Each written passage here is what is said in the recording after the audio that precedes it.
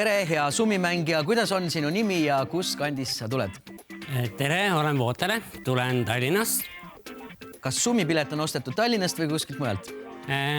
Paldiskist. Paldiskist? Ja. Kas on idee ka juba olemas, et mida võidusummaga peale hakkad? Veel ei ole. Selgub, mis tuleb, jah? Ja. Ühe täisringi Vootele peab see ketas ära tegema. Kui sa oled valmis, siis kasutama musklit ja anna hoog sisse. No proovime. No proovime.